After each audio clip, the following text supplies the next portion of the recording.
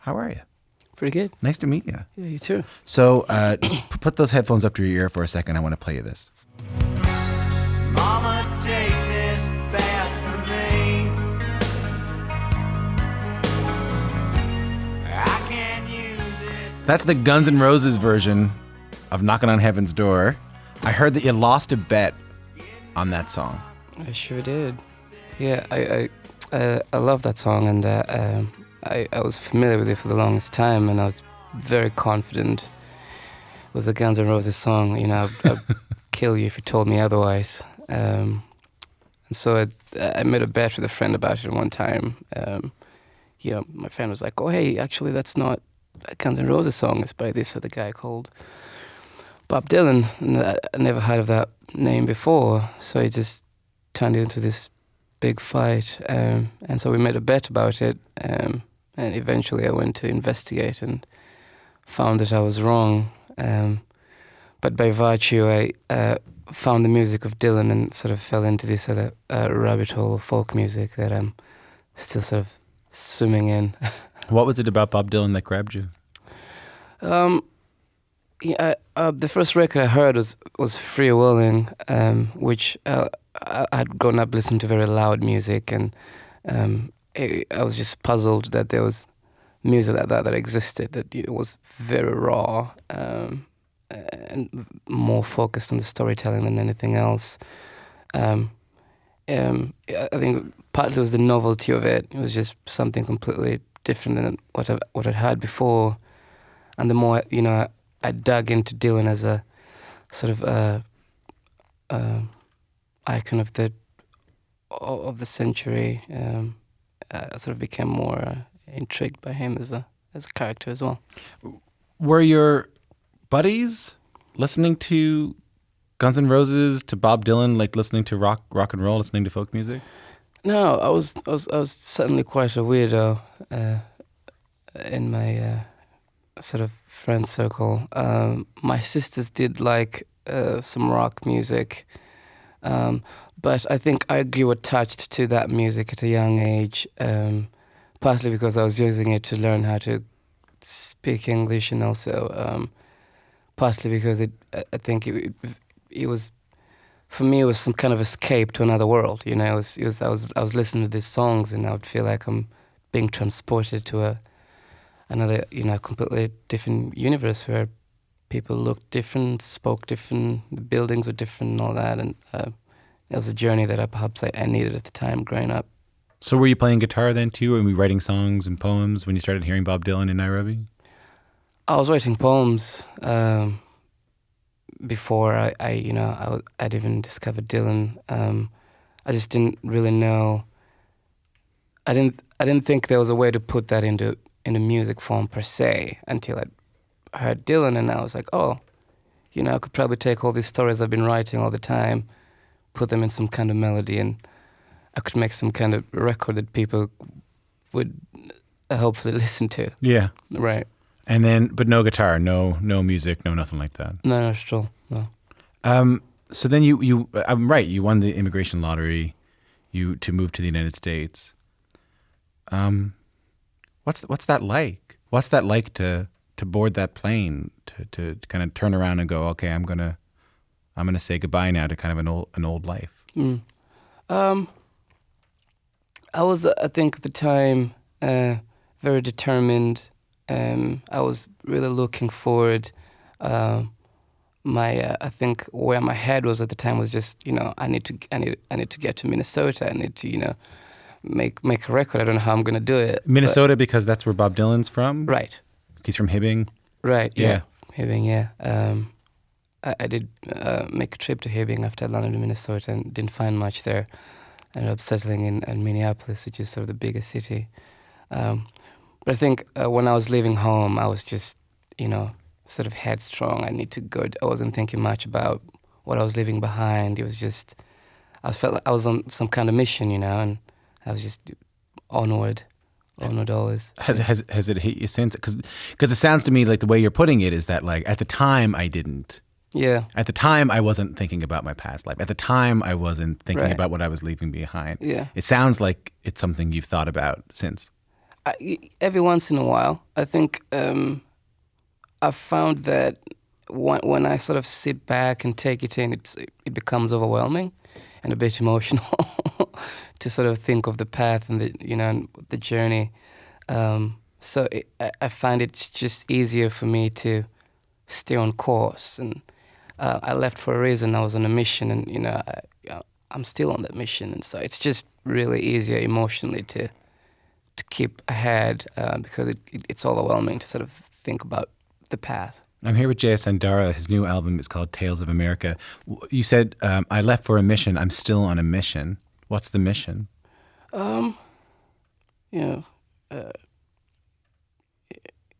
In quotes, spread the gospel. There's, I think, I love telling stories and I love telling poems, and I think I'd like to see what I can do in that sort of in that path to perhaps move the society and the civilization and culture forward to a better place using art and storytelling and poetry. I find it really funny that you went to Minneapolis and to Minnesota, because that's where Bob Dylan was from.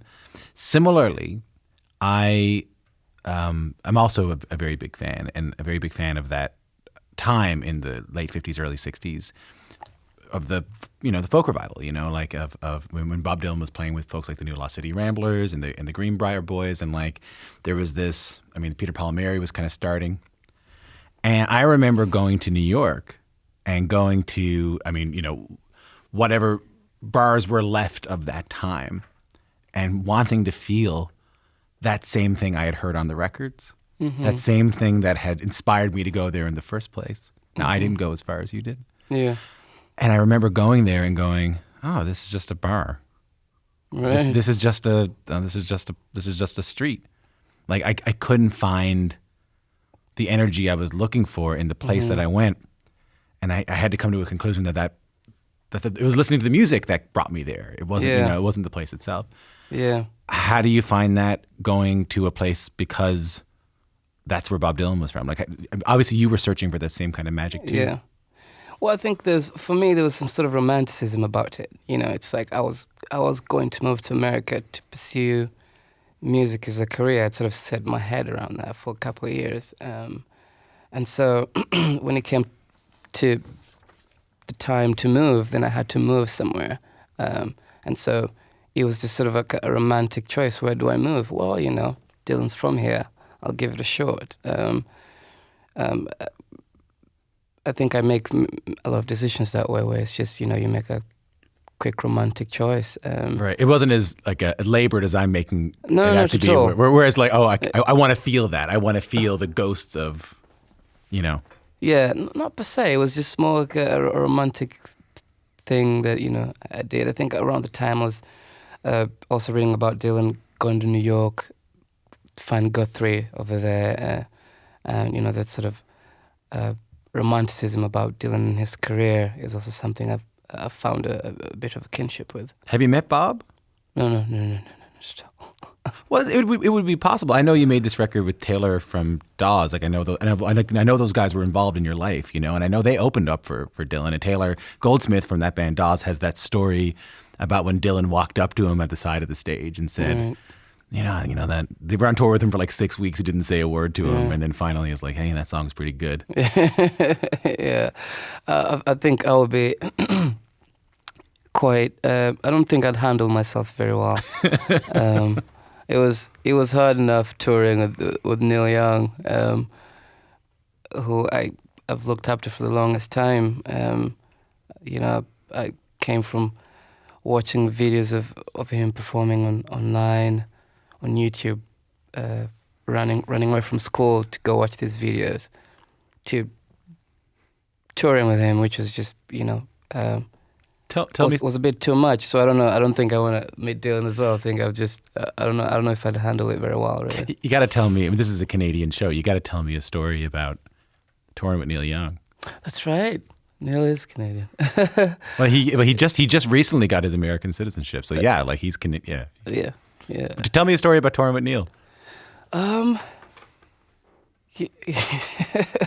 You know, we ran into each other a few times, said hello. Yeah, he said he liked my record. You know, I think I throughout the sort of duration of the tour, I regret that I wasn't as present as I possibly would have wanted to be, just because I was a little bit thrown off that I was actually there. So every time I was just playing like, oh, I'm actually here, and I wasn't as present as I would have fancied to be, but it was nonetheless a life-changing experience. Let's play the next clip. This is a little bit of your debut record. This is American Dream. He was just an American dream. He was just an American dream.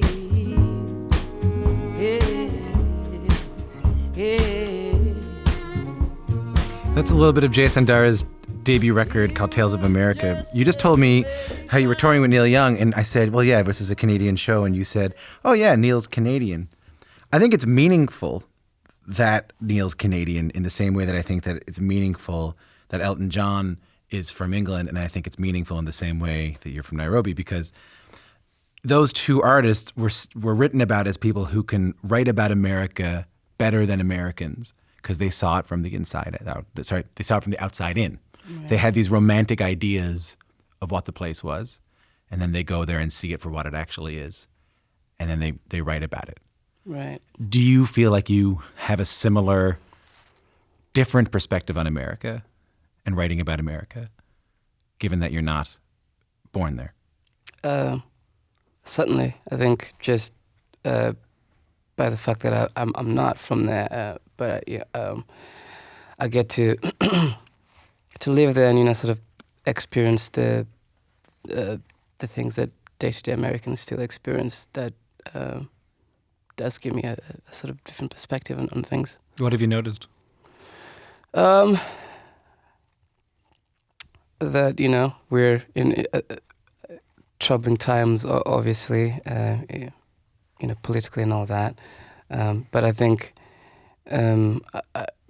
I tend to sort of adapt an optimistic perspective on things. You know, I feel like the country has been through difficult times in the past as well, and you know, it's like a pendulum shifting all the time, and I think things will get better.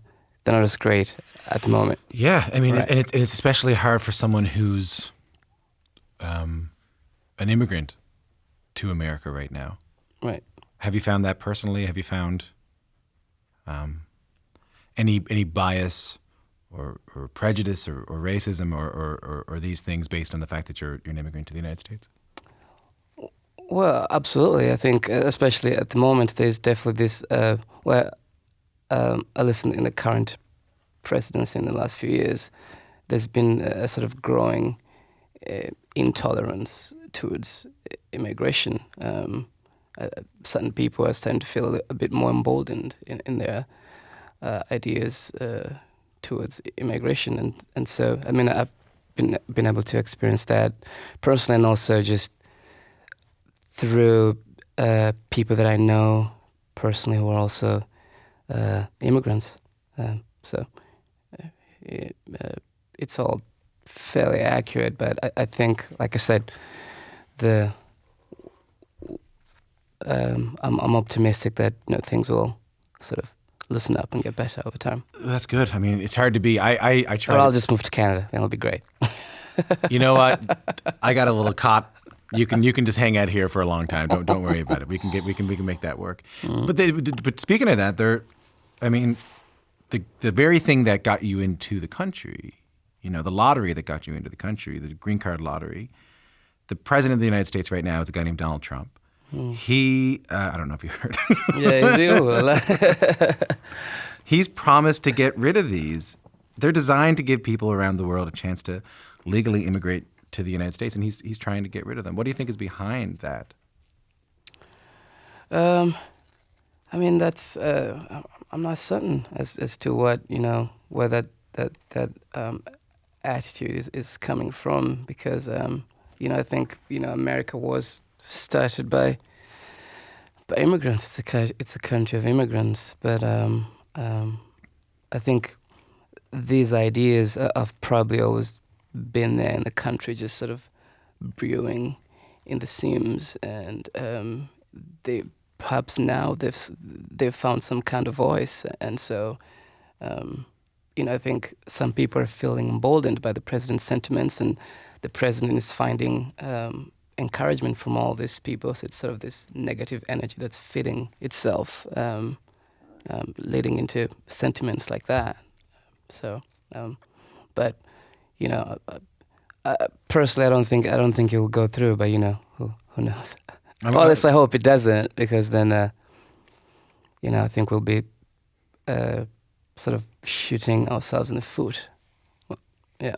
Well, yeah. It's amazing. I mean, it's amazing to not lose hope. To hear that from you. You know what I mean? Right. Like it's such a time that challenges us if we try to be uncynical. Right. It is. And I find it challenging every day. But then, I look at my path, and me moving to America. I obviously had this sort of romantic idea about America. I thought I could move here and I could probably do something with my life, and all these poems that I've written that I can't do from where I'm from. And through years of hard work, I was able to turn that into something. And despite all this current turmoil, the path that I'm taking is still it's going fairly well, not terribly. So that gives me hope, that despite this turmoil and this sort of anti-immigration propaganda, that the idea of the American dream can still exist and can still be exemplified through my life and through my career. Isn't that wonderful? And also, yeah, I mean, you're Grammy nominated now. Speaking of things going pretty well. Right, yeah. How is that? How's the Grammys?